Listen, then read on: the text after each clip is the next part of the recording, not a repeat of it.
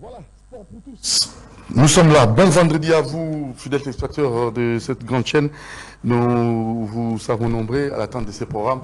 Doudou Montiri, Moro Njambé du côté de la réalisation et Moïse Lelo, Armel et pourquoi pas aussi Alain Kabongo à la coordination. Émile Tambou, Georges Libengue, Marité et Godolom qui fait la loi. Toujours patient. Nous sommes là pour vous servir. Allez, c'est parti. Un nouveau numéro, un bon vendredi. Et nous allons parler de quoi? Émile Tambou, bonjour. Bien, Doudou Montiri, bonjour na bande konos pasali kolanda biso na minute oyo esika bango bazwami na bandako na bango na babisika ya musala na babisika ya kopema na bisika nyon surtout en tout cas topesi bino mbote mingi na Georges Libenge, mbote mingi na bayonyos bazali kosala na kati ya maison Kairos cosmétique déjà esika wana bazali topesi bango déjà mbote pour bango pe bazala ka brancher à tout moment pour na kolanda biso. Voilà pourquoi nous les saluons et parce que toyebi que le ezali déjà début il y a week-end. Voilà, tous allez tomber la moko na moko, un bon début de week-end. Et aussi, Monsieur Georges, bon. Qui m'a Doudou Montiri. Qui m'a vous donné au mingi, batuninga yo mingi. Ouais, bah téléspectateurs non surtout. Je dis bien. Peu auditeur non surtout il y a Radio Libération, il y a Voix pour tous. Il y a Sport pour tous. Oui. Depuis ce moment où c'est non surtout Bozali et c'est on a ngai pe c'est on a biso non surtout pour na niveau ya monde entier bat bazo benga. Bat babi ke émission boy ezala wapi. Tous bozalaka wapi liboso. Tous wa to bité. Tozalaka tozali pe tozalaka kaka. Tozala po to pesa bino ba information o nyo surtout za ba bozala ngo posa to bandolo ba po na bino po boyeba via sport congolais ya sport congolais na biso nyo surtout boyeba yango za ndenge nini ba surtout ba jouer na biso boyeba bango za ko évoluer ndenge nini yango tozala po na ko pesa bino information. Très bien, merci beaucoup déjà. C'est parti, on va commencer par le point de presse hein.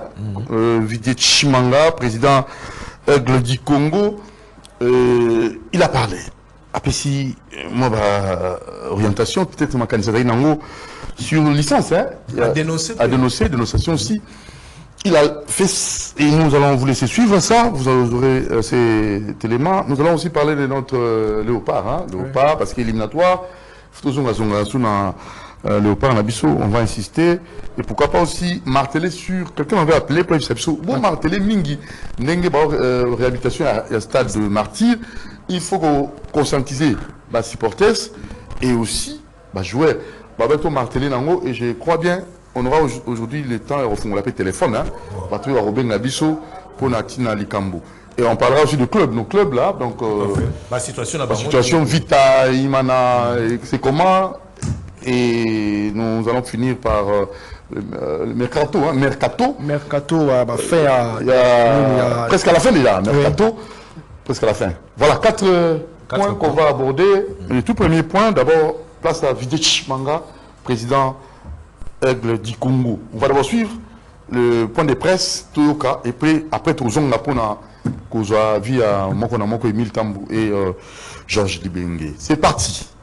Aujourd'hui, il y a 3 équipes qui ont droit à aller à la Coupe d'Afrique, soit en Ligue, soit en Coupe de Confédération. Ben, il y en a une en tout cas, qui est Vita Club, qui ne va pas en bénéficier tout simplement parce qu'on veut couvrir les bévues d'un club. Et je dis bien une chose, ce n'est pas le club Mazembe en lui-même qui est responsable dans le sens de son historicité. Mais ce sont les individus, entre autres M. Kitenge, qui était un journaliste. Je pense qu'il n'a pas pris le temps de devenir un bon administratif et de bien lire les textes, parce que lui-même se fourvoie en acceptant que oui, on a fait jouer sans licence.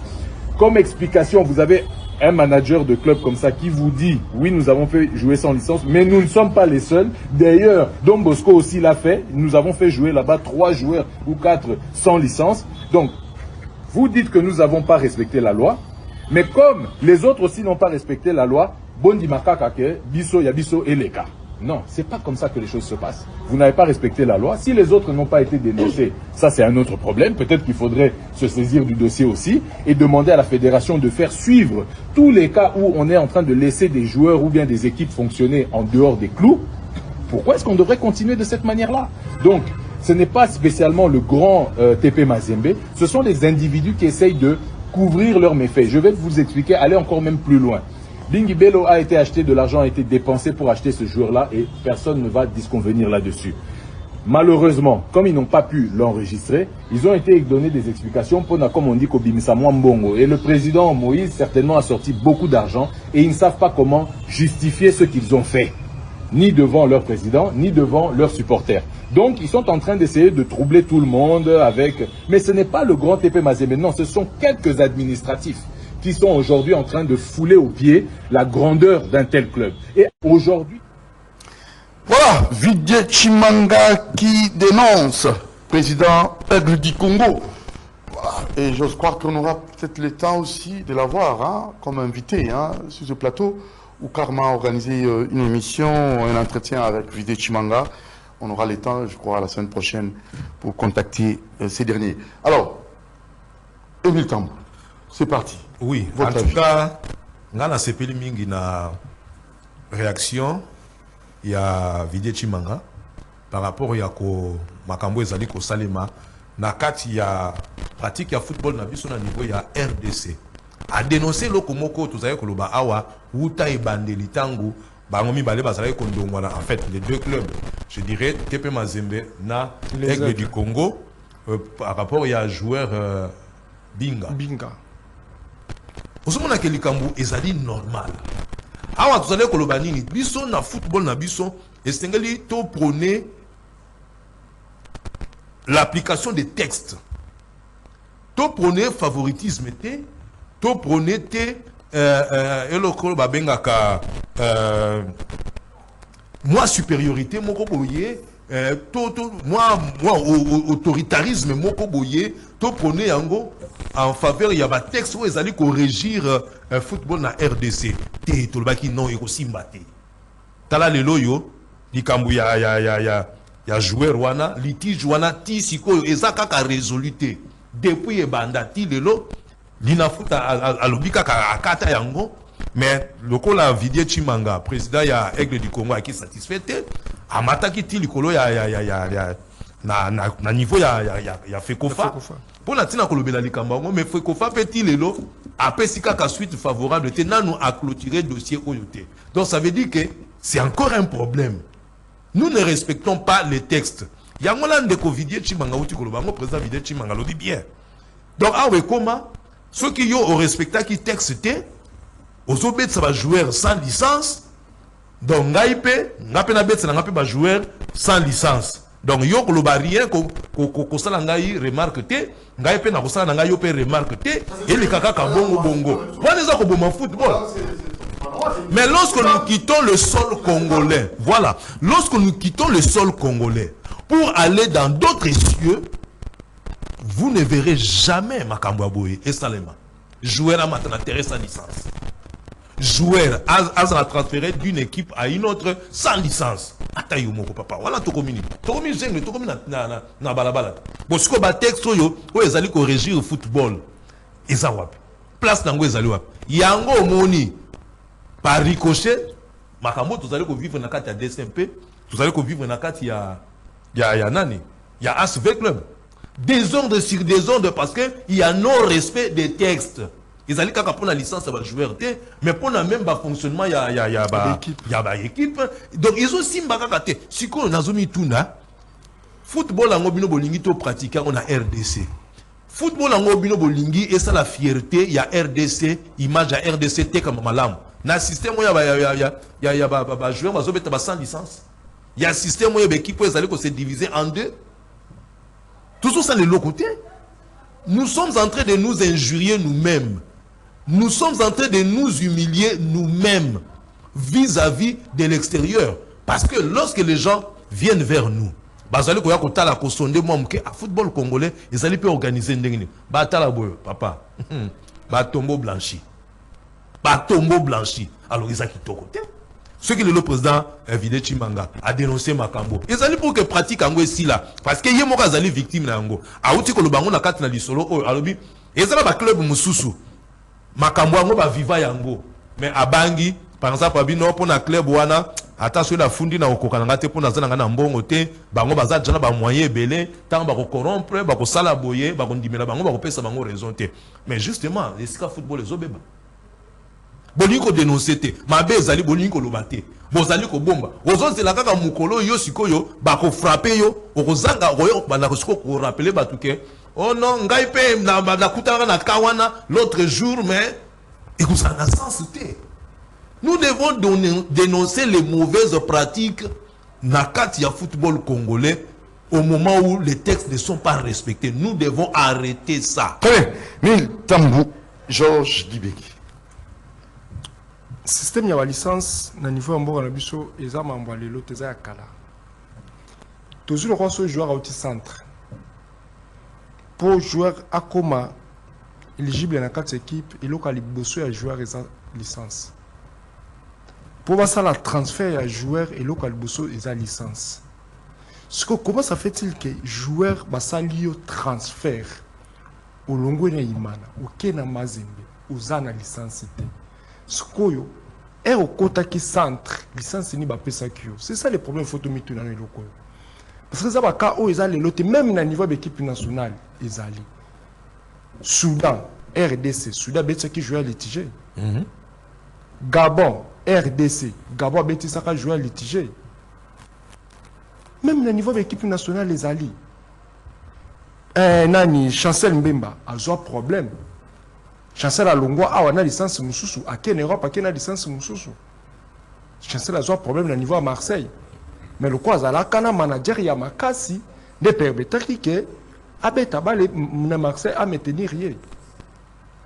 Chancel a sali tout, Azaki na Porto, à Newcastle, à Yekuya, à Tamboli, à quel standard de Liège. Mais à Yen, à niveau à Marseille, l'année les licences na yé. Et ça va bloquer autre féliciter autre comme ça en côté. C'est le moment chaque équipe a responsabilité. Il y a Zalana va jouer à la bino, Bozana licence na bango. C'est ceux qui licence à joueur exact, joueur à Nazani la Robeta T. Ceux qui licencent à jouer résultat, il y a la place mon côté joueur à jouer. Faut pas qu'une équipe ou un soit basé au prêt qui le côté na bala va former yo ne ba équipe à sa licence. Mais ceux qui équipe était qui yo bazo te kayo bazo prêter yo d'office faut en licence. Et puis il y a un appel pour vous compléter. Ndé biloko ezali ko sala ke joueur pourcentage na yé ezala. Et club formateur naïe et soit pourcentage place où il y a l'équipe et c'est peut pas soit pourcentage parce que va contribuer na évolution il y a joueur si qu'on les joueurs il y a ndengwana licence exacte mais à bêta na deux équipes 3 équipes la équipe on soit bêta dans la licence place où il y a aucune la licence a comme le rôle neti abandonner la football place wana. C'est très bien. C'est vraiment très grave ça. Alors pour finir, c'est très important par rapport à la licence à la joueur. C'est très important. Parce que nous avons tous les joueurs à Bisso, à Binasono. Pour intégrer une équipe nationale, il faut passer la formulation à niveau de FIFA. FIFA a reconnaître Bango qui Bazaba joueur de la République démocratique du Congo. Nationalité footballistique. C'est ça. Obligatoire. C'est ça. Parce qu'il y a un monde qui permettre la licence, il y a joueur et confirmé, il y a un niveau équipe nationale. Licence, c'est Ali, place na club à la licence. Et la même document à niveau de FIFA, bataille l'union surtout à confort. Ou on a FIFA joué en gros, atteindre à niveau de club, à niveau de pays. C'est ça le problème. Il y a un loco à niveau de RDC.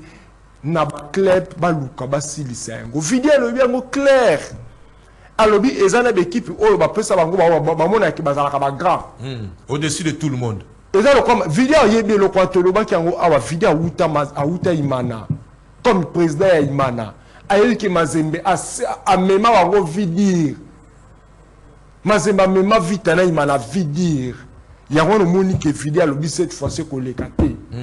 Le roi Yémoura a créé équipe na Yémoko propre. Alors, c'est permettre de akolinga yango te. Yango na lobi ke mutu aza likolo ya mutu azate biso to ab équipe tozo beta ligue 1. Ce qui s'agit que yakocha alobi akocha. Aza na besoin bakata po ya mazembe. Ce qui bakati po ya mazembe bakotala ba match oyo joueur abeti. Si on a 3 matchs, il va avoir 6 points. Il va avoir 9 points. Si on a 2 matchs, il va avoir 6 points. C'est ça le football. Le football, il y a toujours la carte. Le football est changé. Mais maintenant, va jouer. Comment est-ce qu'un joueur, toi-même, Yomoko, vous avez un document officiel, vous va délivrer, vous permettre au club, au entraînement. Mais de toi-même, vous avez vraiment qu'on va utiliser sans avoir comme ça un document. Sans avoir la licence. Il n'y a pas joueur à Omoko. La licence, c'est ça qu'il y a club. C'est ça qu'il y a joueur. Joueur est en côte à centre. Vous avez la licence. Non, club n'est pas aussi mais la fédération nationale. Non, fédération pour livrer. Oui. Le livrer au niveau de centre de Martin. C'est pour côté centre. Bon, on peut ça licence. Si vous avez licence, équipe de Moutazo Zoyango. Il y a un moni qui est entre joueurs à Kéi. Qui est équipe n'a qu'un licence. Pour qu'on soit accueilli, il place bateau cahier. Marosenga document. Soit manager na ye, le quoi biso aba manager bazaka na bango, manager zaka ba président d'équipe. To jouer un entraîneur sur joueur soit outi na balabala, président équipe na ye, nded manager na ye. Le roi de trésor na ni chamala azaka manager ba joueur na ye. Ndenga teka ba biscuit, teka ba nani. Trésor pour tout. Il y a des managers là-bas. Quelle est la solution? La fédération, vous landez la équipe. L'équipe peut vous à la série, vous voulez la cause de joueur, vous savez ça va licence. Si vous savez jouer licence, les joueurs dans la Ligue 1, ils sont obligés de faire la licence. Ils besoin de cahier, vous prêtez, vous pouvez des documents à qui, vous gardez des documents à été. Na ndera yebi. Joueur a la licence. Équipe n'a bloqué la licence à joueur. Très bien. Alors, Émile, la solution, c'est laquelle? Moi, je pense que c'est un problème administratif. Hein? Licence Wana, c'est le document administratif. Je donne un exemple. Denis Bakolobake, vous allez agir à CCTV au moment où vous avez signé un contrat de travail. Voyez-vous? Parce que dans le contrat de travail, vous allez renseigner l'identité. Dans le contrat de travail, vous allez renseigner l'âge. Nous sommes à la carte. Bon, donc, parcours, ils allaient définir la carte de licence. Mais si ceux qui licence ces alités, et l'incolobake, administrativement parlant, et si Kawana ou Yebanité, et puis, et si Kawana, ils allaient faillir. Comment un document administratif, le la licence, et pas il n'y a pas joueur? Joueur à quoi on s'en a noté. Bon, et dépendant de pensa dans joueur mingi pensa équipe parce que hier Ayeka va se présenter. Bon, l'équipe peut lui rassurer. Alors dit que bon, ndenge ozaliawa biso to ndimio. Tout ça le document biso tozo bonsolo ba document yo ko bana ko beta na DSMP. Bakamati Varese à DSMP ba pesio. Bakamati Varese ba commis. Quoi les problème na yoté? Yo l'essentiel ba pesina Varese ba commis combo nanga, ça veut dire que en ordre, c'est-à-dire le reste il y a administration. Et c'est l'équipe lorsque l'équipe, l'administration il y a équipe et Sali Moussa Nangote, c'est un échec. Ils allaient faillite. Donc, ngana kosenga na fekofa ameka kolandela. Et pourquoi bataka ba commissaire au match? Pourquoi bataka commissaire au match bazana joueur. Et ça pour la vérifier, joueur à zone na terrain. Est-ce qu'il a une licence? Joueur à zone na terrain sans licence, papa. Au moins que mutola commissaire du match na ba laisser Gembo. Ata yongo. Aux hommes na zali clair. Non, parce que un joueur à zone ya pour à na terrain. Faut document les licence. So document zate. Vous comprenez? Si ko so ba PCT. Aux hommes na ke biso mo konde tozo créer magui. Fekofa président Véron Mosengo ndenge ozali wana area ngoyo banda kobongisa eloko moko na moko surtout ba son de cloche lokola makambo ba licence et yaka ko peser ti na CAF ibino bo kanza na niveau ya Kinshasa bo résoudre problème wana moko mususu mazemba ko kamata les mêmes joueurs ba ke ko beti na match ya Coupe d'Afrique kuna ale équipe wana pe videti manga teki 10 omoni joueur wana ngana ekuto sangima tata awa bango na biso awa esimba kité. Mais tu as utilisé les éléments qui sont côté. Tant que tu as dossier, tu as un tribunal arbitral, il y a sport. Mazemboya Bokoya, pour la nini, avec tout ça qui joueur Mokazali litigé. Et comme ils ont déjà problème résolu et tout. Et pourtant, c'est vrai aussi. Alors, pour éviter ça, la FECOFA doit protéger ses clubs. Très bien. En imposant une manière de faire pour que le club peut respecter ma disposition. Et ma joueur, tous les gens qui ont joueur, athlète, bon, mais à cause de la vigilance, ne vous limitez pas seulement parce que vous avez Varese Olati, Barabati na Varese wana, flaqué combo na yo sepe wana, ngai wana, mais na seku na ba yebiote. Très bien. Alors, tu parles de nous. N'achètez on finit à 16h justement. N'achètez. Problème, il y a licence, joueur T, et ça la équipe. Joueur a dit qu'il y a une licence, parce que les gens qui ont la capture, ils ont une photo, ils ont combo ya papa, ya maman, tout, adresse, tout est à la canacate. Et ils ont une photo, ils ont une carte. Mais il peut faut une copie. Non, T, joueur a une copie. Pourquoi pas? T. Pourquoi pas? Non, licence, ce que vous avez joué libre, peut-être. Vous avez joué libre, peut-être vous avez joué équipe. Vous avez joué l'équipe, vous avez regardé les documents. Ceux qui ne sont pas libérés, ils vont sur les documents. Ceux qui vont take les documents, ils ont des collants dans équipe au place où ils sont. Et ça, je vais appeler ce document. Non, papa, le loyo, toujours là-bas, il faut quand même qu'il y ait de l'ordre. Pourquoi? Pourquoi lorsque moi j'ai dit joueur Yopé Singlos en a copie nayo? Parce qu'en cas de contestation, dès que toujours vivre bablo comme surtout et ça les là le cola méchant qu'il y a dans ma zone. Oui. Ba bloquer obligatoirement. Bah, il faut libérer une licence. Mais s'il avait au moins une copie, et on va dire, voilà notre licence. Hein? Non, joueur aux droits. C'est ça le football. Les choses s'améliorent. Le football, la loi, les autres l'ont amélioré. Là, vous faites une proposition. Oui. Allez, on va ouvrir le téléphone aussi. Au fond, le téléphone pour Nabato, Bazolanda Bisso, dans notre commune à point où il y a l'équipe nationale Nabisso. Les joueurs pour renforcer l'équipe nationale. On revient à ce sujet parce que vous n'étiez pas là l'autre fois quand on a parlé de ça. Non, je n'étais pas là, mais je suis. Emile Bouakité, les joueurs au Tourandek aussi là. C'est comment est-ce que la tractation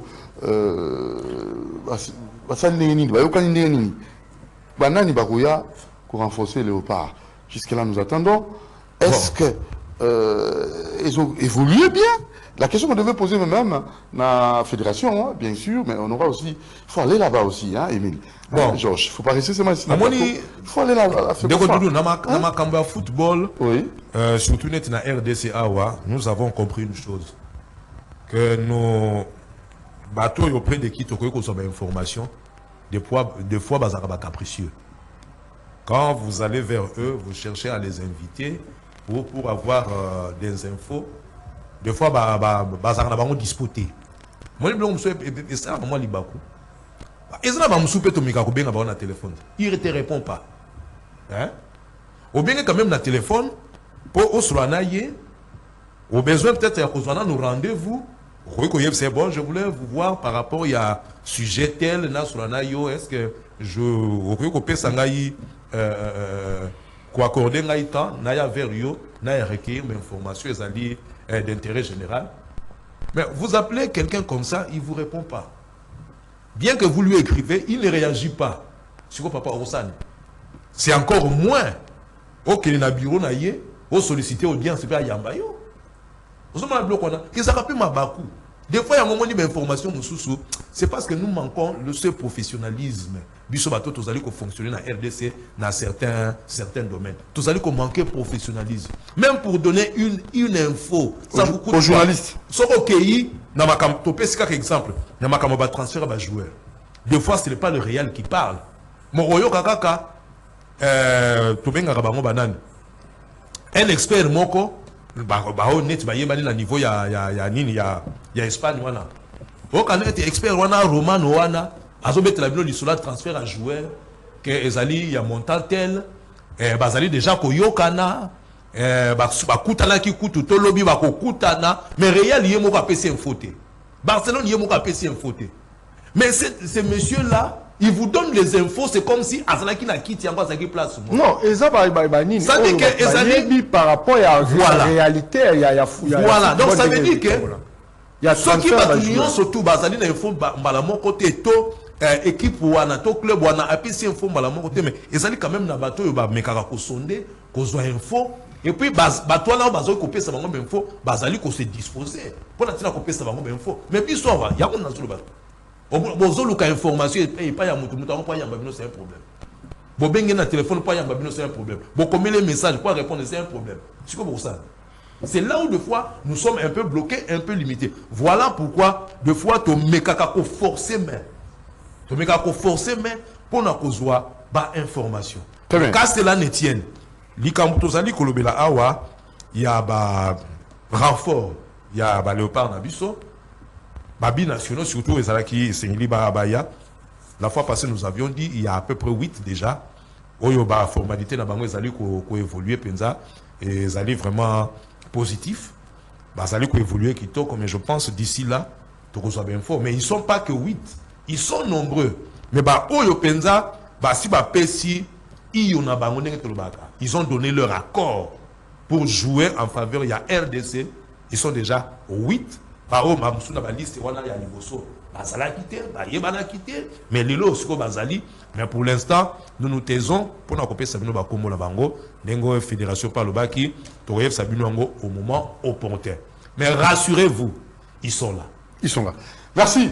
Georges Bengue, ils sont là, les binationaux, pour renforcer les léopards. Bazali. Et là, le bosso sérieux fait contre le niveau Afekofa. Sérieux juste. Ouais, c'est ça le problème. C'est là où nous combien de fois? Le niveau Afekofa. Parce que vous avez un expert à la tête. Non. La fédération. Pour le moment, un chevronné.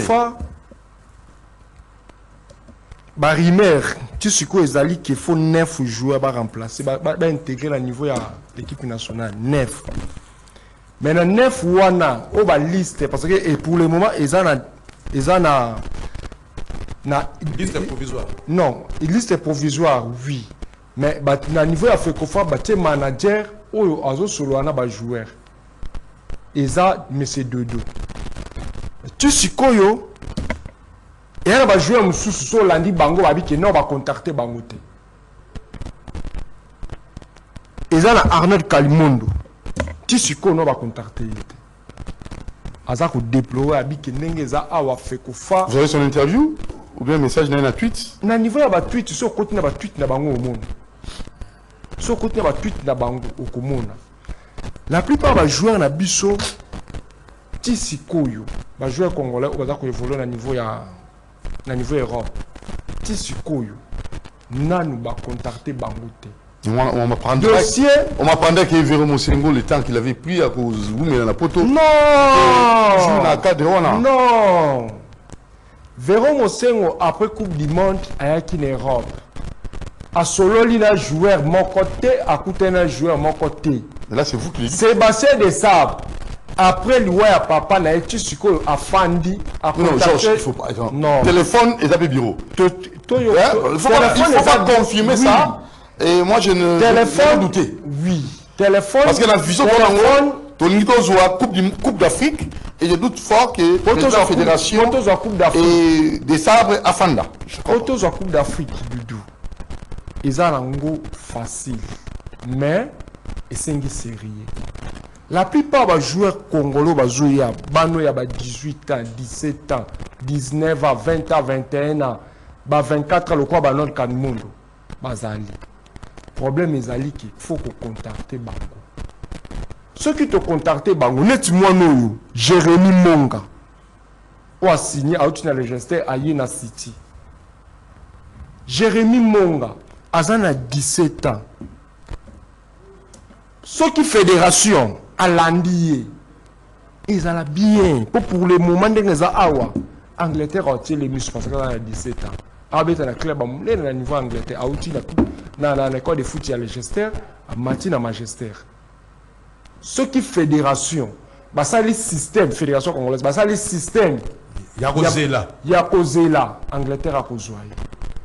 Bah ça les systèmes, le corps là bas ivoirien.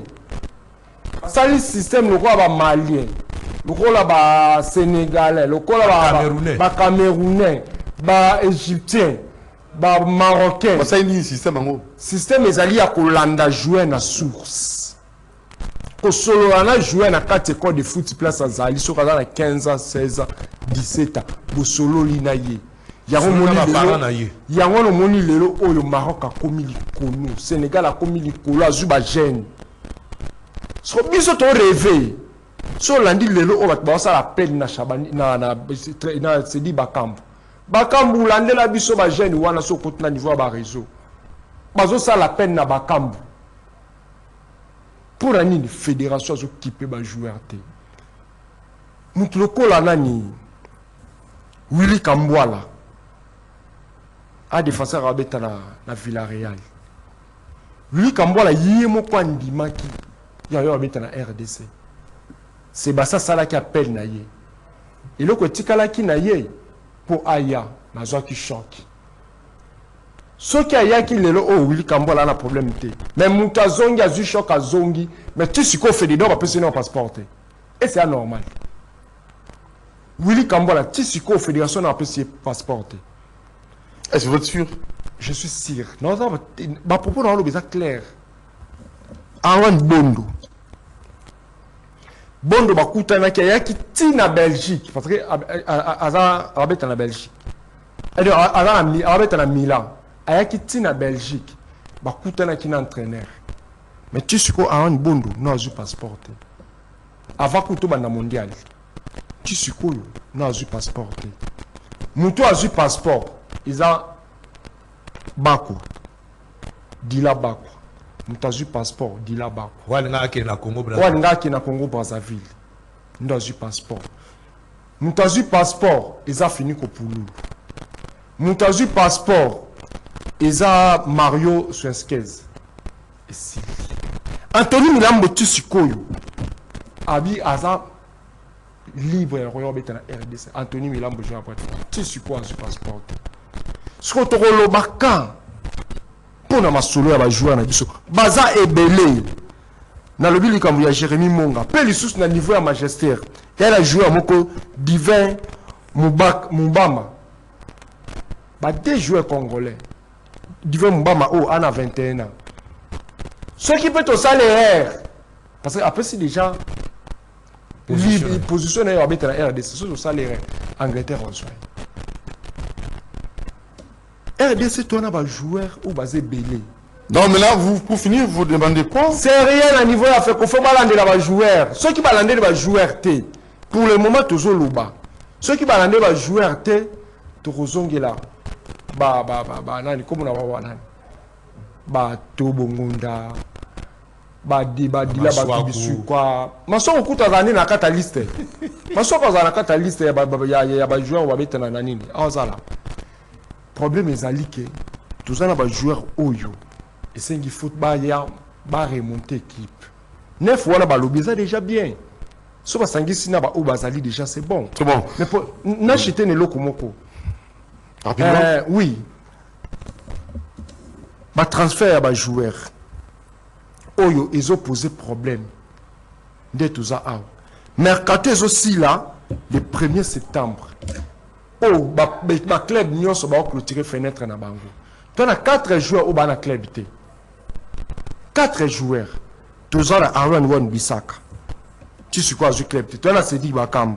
Tu as Timothée Fayoulou. Tous en Alex Touanzebe. 4 joueurs où tu seras dans le club.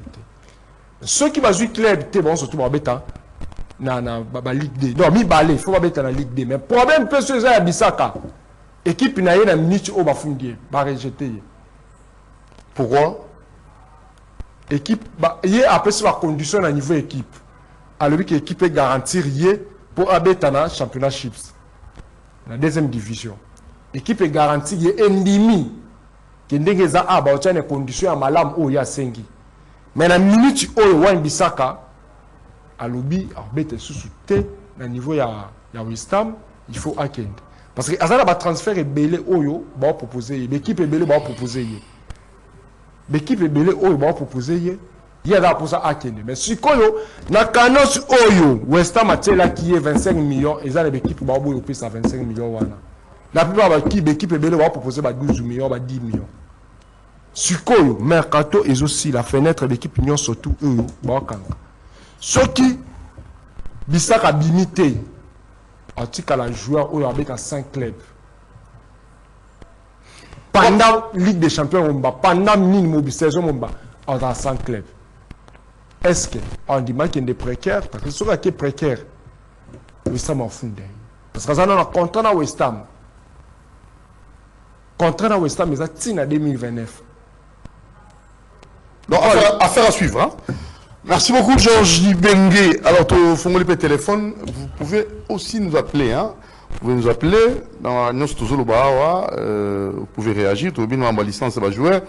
Et affaire, il y a les Aigles du Congo, tout puissant Mazembe, Tobeli, binationaux, renforcer l'équipe nationale. Vous pouvez aussi intervenir au numéro affiché, plus 243 89 61 52 634. Donc, plus 243 89 61 52 634. Tous appels, tous messages au commun, au temps, pour la vie, et peut-être en canissi aux anangos, pour votre émission Sport pour tous. Toquez rapidement dans l'Icambo, il y a réhabilitation à stade de Martyr, pelouse synthétique. Hein?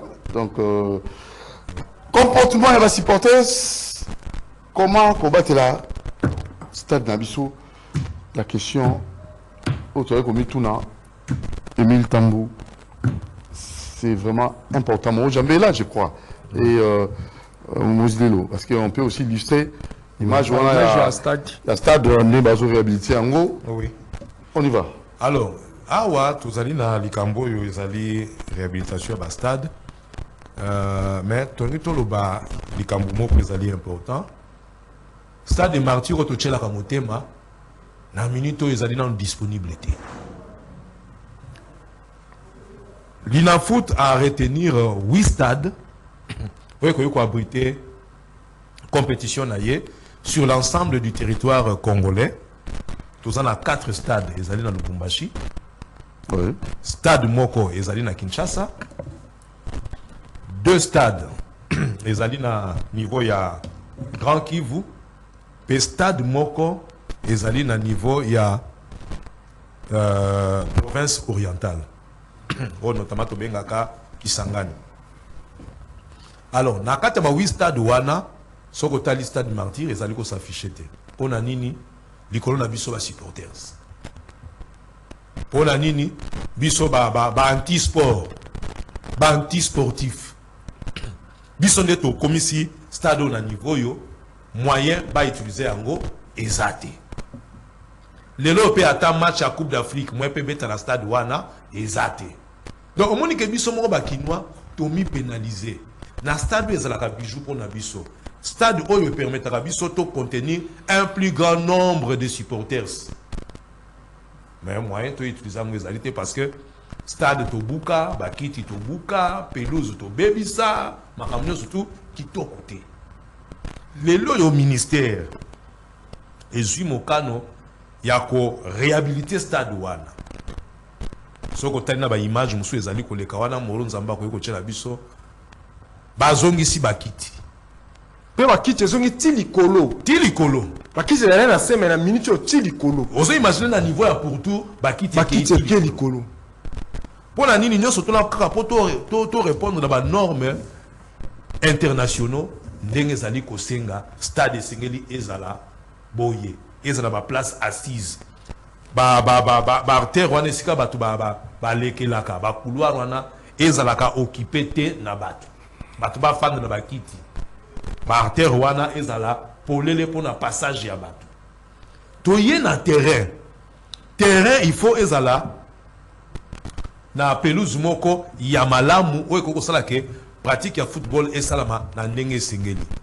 Alors kotala na température na biso, na climat na biso, kotala na ba réalité ya sol na biso, la fédération le ministère a jugé bon par rapport à OEP expert ça qui comme avis na bango parce que bango basala na ndenge na bango tezali après avoir recueilli l'avis des experts bango bazali ko sala stade wana ba mona kete malam bacha pelouse synthétique plutôt que bacha pelouse hybride.